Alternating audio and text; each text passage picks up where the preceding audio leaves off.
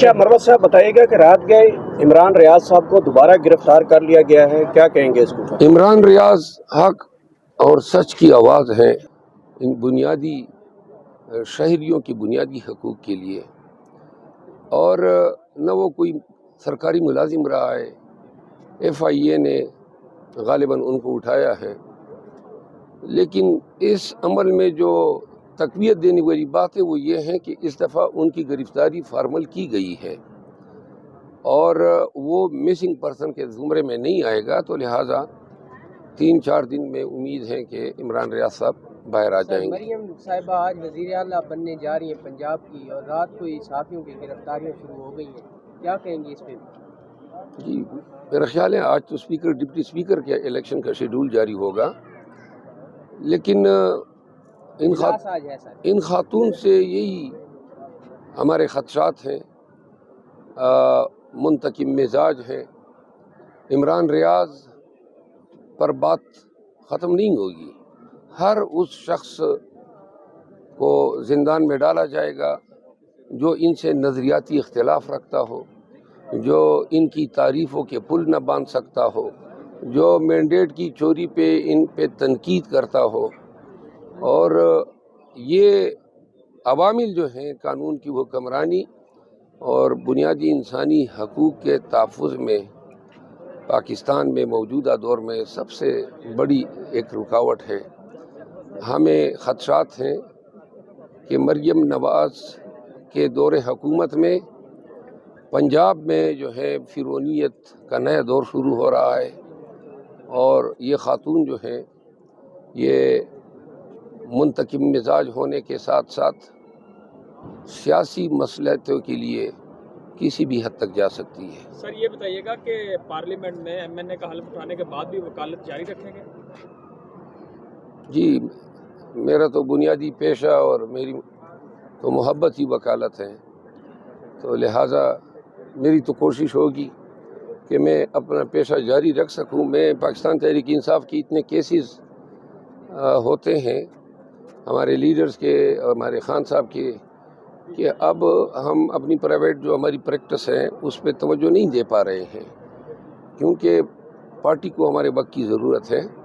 लेकिन मेरी कोशिश होगी, क्योंकि हमारा बुनियादी ज़रिए आमदन तो वकालत है और साबिका 1.5 साल से हम वकालत से दूर होते जा रहे हैं, लेकिन इस दौरान भी जो मुकदमे आते हैं हम ले भी रहे हैं और अदालतों में पेश। मरवत साहब बताइएगा कि IMF के प्रोग्राम के खिलाफ आप खत लिखना चाह रहे हैं। मुस्लिम लीग नून कह रही है ये मुआशी दहशत गर्दी और दोबारा पाकिस्तान को डिफॉल्ट करने में पाकिस्तान तहरीक इंसाफ अपने जो है वो प्रोसेस में शुरू हो चुकी है। जो दहशत गर्दी मुस्लिम लीग नून, पीपल पार्टी और MQM ने की है और पाकिस्तान के अवाम का दिया गया मैंडेट चोरी किया है, वो खैर है कि ये हुकूमत बनाएं और बंदर बांट करें। और अगर हम सिर्फ इतना मुतालिबा करें, क्योंकि IMF ने साबिका कर्जा जो आखिरी दफ़ा दिया था, मशरूत दिया था कि ये पाकिस्तान में फेयर और ट्रांसपेरेंट इलेक्शन के साथ मशरूत होगा।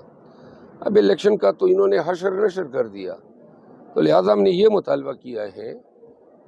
कि जो इलेक्शन है इस प्रोसेस की ऑडिट होनी चाहिए। अगर इलेक्शन जो है इसके नतीजे में एक जेली हुकूमत को बिठाया जा रहा है और IMF जा रही है एक जेली हुकूमत से कोई एग्रीमेंट करने, तो ये तो IMF के अपने SOP से भी मुतसादम है। दूसरी बात ये है कि पाकिस्तान में कर्ज़ों से ज़्यादा जो ज़रूरत है पाकिस्तान को, सबसे बुनियादी ज़रूरत पाकिस्तान को है कानून की हुक्मरानी की। आप ये कहते हैं कानून जाए बाढ़ में, बुनियादी हकूक़ जाए बाढ़ में, बस कर दे लो। तो लिहाजा जिस रियासत में, जिस मुल्क में कानून की हुक्मरानी न हो और ये बात कहें कि जी माशी दहशत गर्दी, जो हकीकी दहशत गर्दी हो रही है, जो बुनियादी हकूक़ की पामाली हो रही है, जो मैंडेट चोरी हो रहा है, जो सहाफ़ी आज कल रोज़ाना की बुनियादों पे कैदोबंद किए जा रहे हैं, सियासी वर्कर हज़ारों की तादाद में जेलों में नज़रबंद हैं, वो सब नज़रअंदाज की जाए और आपके लिए कर्जा ले लिया जाए ताकि आप उनको चाट सकें। अच्छा, शेर अफजल मरवत साहब, इमरान कम्युनिकेशन या क्लासिफाइड कम्युनिकेशन कहा जाता है, तो ये खान साहब का हक डिनाई हुआ है और वकला का भी डिनाई हुआ है। अदालत ने इस पे हैरत का इज़हार किया عدالت کو ہم نے یہ بھی آگاہ کیا کہ نہ کہ صرف ہمیں کبھی بھی خان سے علیحدگی میں ملنے نہیں دیا گیا، بلکہ ان 3 ماہ میں کوئی کاغذ تک لے جانے کی اجازت نہیں تھی۔ اب 185 کیسز اس وقت خان کے خلاف درج تھے اور بہت سارے کاغذات ان کے سامنے رکھنے ہوتے ہیں، ان کو آگاہ کرنا ہوتا ہے۔ اس دوران الیکشن شروع ہو گئے تو لسٹوں کے لیے، ٹکٹس کے لیے اب انسانی میموری تو اتنی کام نہیں کرتی ہیں کہ کوئی 5 حلقوں میں 5 یا 10 امیدواروں کے نام کوئی یاد رکھ سکے۔ تو جب ہم کاغذات لے جانے لگے تو انہوں نے ہمارے کاغذات کی اسکیننگ شروع کر دی، باقاعدہ جیل میں واڈیالہ میں اس کے اندر مشین لگا دی، اور تمام ہمارے دستاویزات، ہمارے کینڈیڈیٹس کے نام اسکین کر کے خود معلومات لیتے رہے کہ ہماری سیاسی کیا اسٹریٹجی رہی ہے، کس کو کس حلقے میں ٹکٹ مل رہا ہے، اور متعدد دفعہ انہوں نے ہمیں ہمارے کاغذات واپس بھی نہیں کیے۔ عدالت کو یہ بھی آگاہ کیا کہ جیل سپرڈنٹ اپنی مرضی سے ملاقات دیتا ہے، جبکہ انٹرا کورٹ اپیل میں ہائی کورٹ نے باقاعدہ جیل سپرڈنٹ سے شیڈول لے کے 10 وکلاء، 4 اہل خانہ اور 2 ڈاکٹرز کو جو ہے جانے کی اجازت دی تھی۔ اس پہ عدالت نے رپورٹ طلب کی ہے۔ اس آج کی ریٹ پٹیشن کا دوسرا حصہ جو تھا وہ پاکستان تحریک انصاف اور مولانا محمد خان شیرانی صاحب سمیت چند انڈیویجول 7 افراد خان صاحب ان سے ملنا چاہتے ہیں، تو اس حوالے سے جو ہے عدالت نے تفصیل پوچھی، تو میں نے کہا یہ 1 ٹائم میٹنگ ہے، تو اس پہ عدالت نے سوموار کے دن کے لیے سپرنٹینڈنٹ جیل کو طلب کیا ہے۔ سپرنٹینڈنٹ جیل ہائی کورٹ کے احکامات کے باوجود ملاقات نہیں دے رہا ہے۔ اس حوالے سے میں نے آج ایک توین عدالت کی درخواست خان صاحب کی جانب سے سپرنٹینڈنٹ جیل اسد وڑائچ کے خلاف دائر کی ہے، اس میں بھی امید ہے کہ سنوائی منڈے کے دن ہوگی۔ تو یہ آج کی صورتحال ہے۔ اس کے علاوہ ایک اور پٹیشن آج ہم نے دائر کی ہے، اور ایک پٹیشن ابھی میں سپریم کورٹ میں دائر کرنے جا رہا ہوں 184(3) کے تحت، جو میں نے اپنے طرف سے کی ہے، اور پاکستان میں جتنی بڑی یہ نتائج میں دھاندلی ہوئی ہے، اور اس میں نے الیکشن کمیشن کے چیف الیکشن کمشنر اور ممبران الیکشن کمشنر کی تقرری کو بھی چیلنج کیا ہے۔ پاکستان کا قانون ہے کہ جو شخص ایک پنشن لیتا ہو وہ دوسرا فائدہ نہیں اٹھا سکتا ہے، اور ایک قانون یہ بھی ہے سول سرونٹ کا کہ جو ریٹائر ہو جائے وہ 2 سال تک کوئی دوسری ملازمت نہیں کر سکتے ہیں۔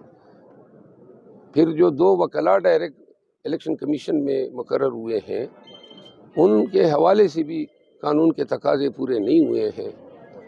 اور اس کے علاوہ میں نے 184(3) میں یہ بھی استدعا کی ہے کہ سارا معاملہ جو ہے وہ فارم 45 کا ہے، اور فارم 45 الیکشن کمیشن کے پاس موجود ہے، تو اپنی فارم 45 دیکھ کے وہ الیکشن کی عذرداریاں جو ہے وہ ڈیسائیڈ کر سکتے ہیں۔ لیکن کل سے انہوں نے وہ کام شروع کر دیا ہے کہ جی ٹریبیونل بن گئے ہیں، اور اب اسٹینڈرڈ آرڈر ہوگا، تمام پٹیشن جو ہے وہ ٹریبیونل بھیجے جائیں گے۔ تو یہ گزارشات ہیں۔ اچھا مروت صاحب بتائیے گا کہ رات گئے عمران ریاض صاحب کو دوبارہ گرفتار کر لیا گیا ہے، کیا کہیں گے اس کو؟ عمران ریاض حق اور سچ کی آواز ہیں، اور عمران ریاض جیسے لوگوں کی بار بار گرفتاری بنیادی انسانی حقوق پہ انتہائی ظالمانہ جابرانہ حملے ہیں۔ عمران ریاض نے کافی تکلیفیں اٹھائی ہیں جمہوریت کے لیے، انسانی حقوق کے لیے،